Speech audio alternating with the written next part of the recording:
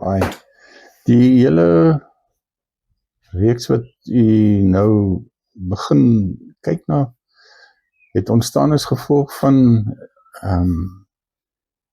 die feit dat 'n mens vele of baie predikings en lerings en goed deur jou hele lewe vanaf wedergeboorte moet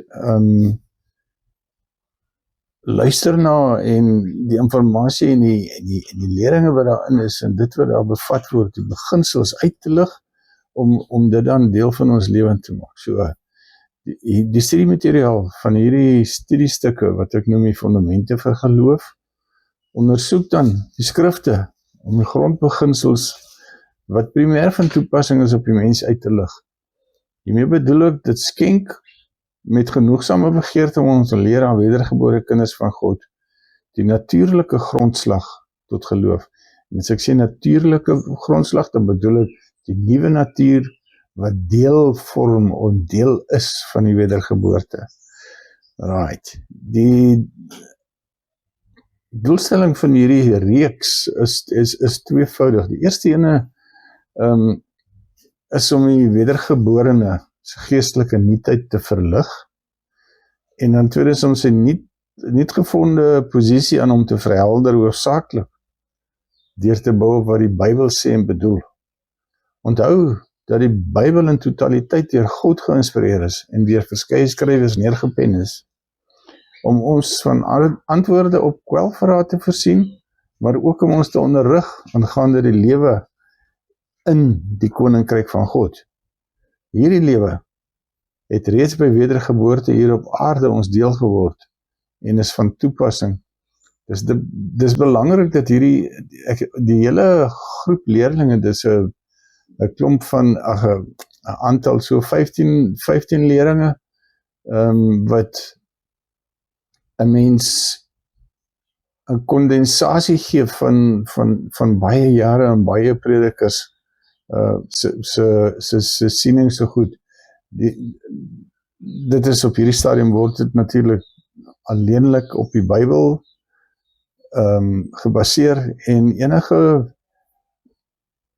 persoon wat met hierdie studiestukke omgaan sou baie goed doen as hy twee dinge doen. Drie items by hom het wanneer hy dit doen. Nommer 1 is sy Bybel, sodat hy kan naslaan en self kan lees dat dit wat hier geskryf word en dit wat in hierdie reeks voorkom, nie dwaling of valslering of daai tipe van ding is nie.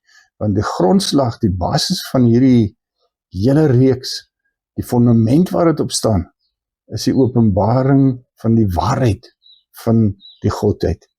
Okay, so vat jou Bybel, tweedens kry 'n pen of 'n potlood en nommer 3 vat 'n notaboek. Maar voor jy daai 3 dinge doen 'n gebedjie. Dan sê net so as volg byvoorbeeld: Vader, help my om hierdie beginsels wat hier uitgekom nou uit die skrifte uit, om dit deel te maak van my hart en my wese en my nuwe lewe.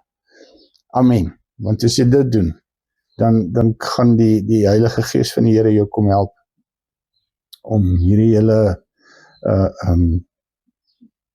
vak of sal ek sê fundament te kan vat en in te bou binne in jou geestelike huis in. Okay. Gedurende die reeks gaan ons kyk na hele hierso 15 onderafdelings.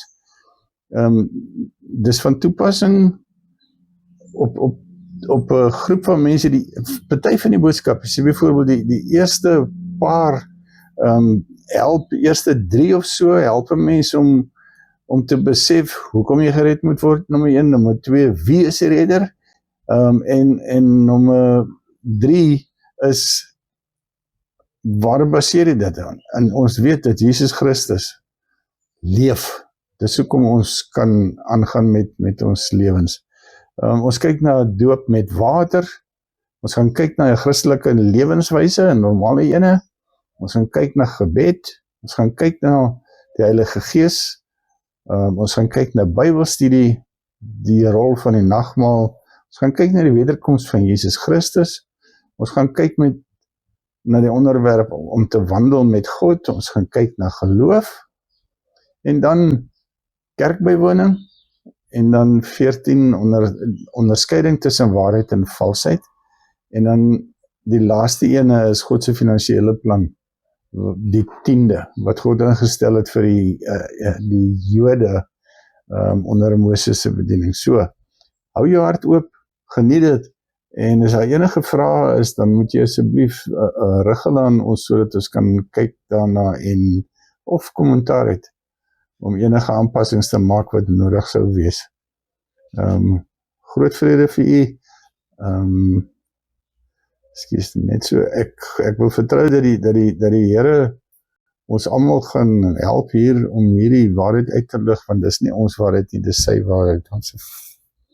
Ons doen net 'n gebedjie. Vader, u weet hoe ons moet wees. U het ons geskep, u het ons gemaak, u het ons gevorm, u het ons ingekleer.